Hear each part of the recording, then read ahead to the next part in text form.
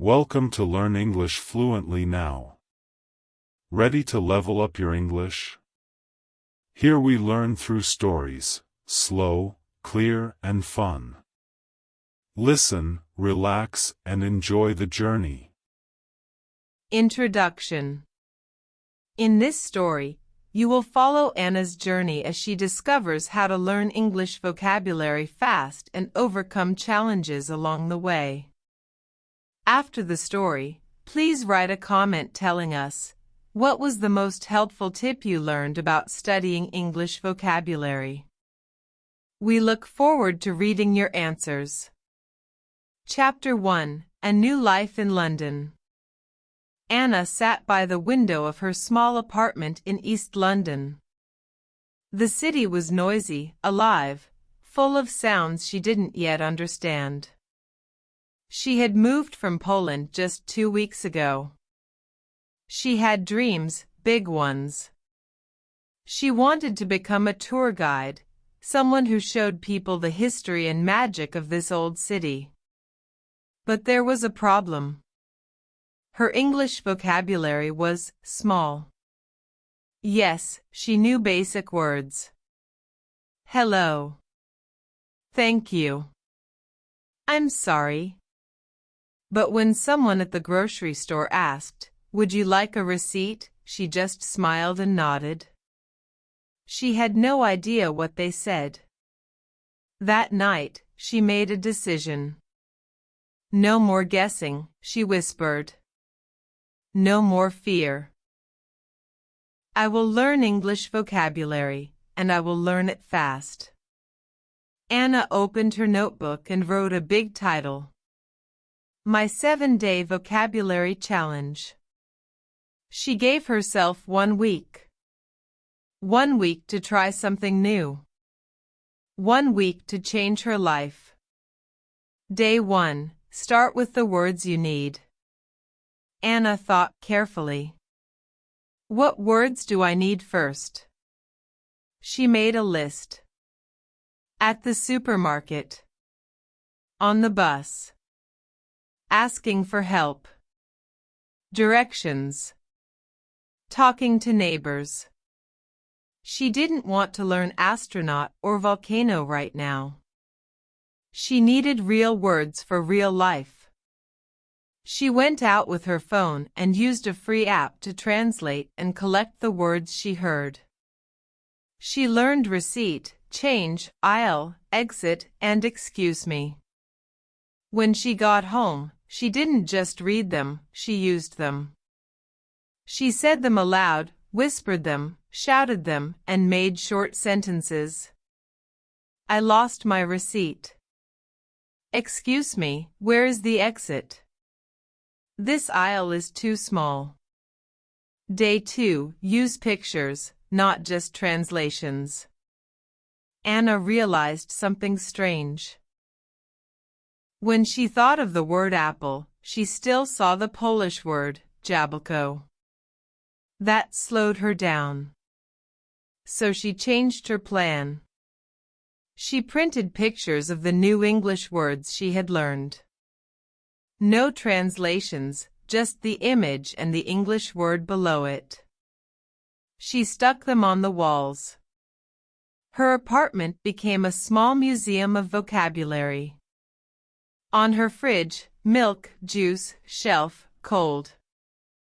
On her bathroom mirror, toothbrush, towel, sink.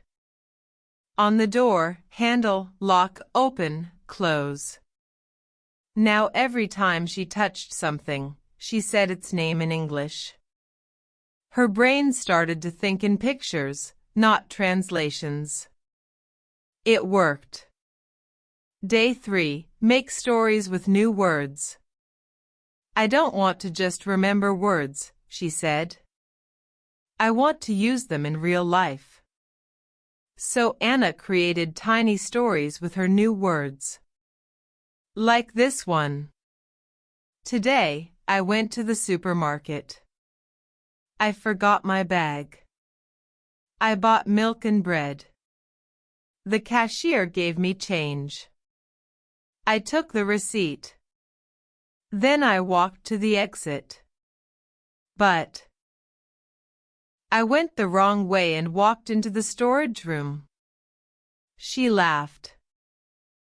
It was silly, but it helped. Stories made the words stick. They became part of her world. Day 4. Speak out loud, even alone. That morning, Anna made tea and began talking to her cat, Mr. Buttons. Yes, Mr. Buttons, today I will clean the kitchen. First, I will wash the dishes. Then I will wipe the shelf. Her cat blinked slowly. But Anna smiled. It didn't matter. She learned that speaking aloud, even alone, helped her memory. When she heard her own voice using the new words, they stayed in her brain longer. Day 5. The power of flashcards, with a twist. Flashcards were not new. But Anna changed the game. Instead of writing the word and its meaning, she wrote word, picture, one short sentence using the word, emoji for emotion. For example, word, nervous. Picture, a girl biting her nails. Sentence, I feel nervous before a test. Every time she reviewed them, she acted them out. She used hand gestures and facial expressions. She made it fun. Vocabulary wasn't boring anymore. It was like a game. Day 6. Listen plus repeat equals muscle memory. Anna started listening to short podcasts and English story videos.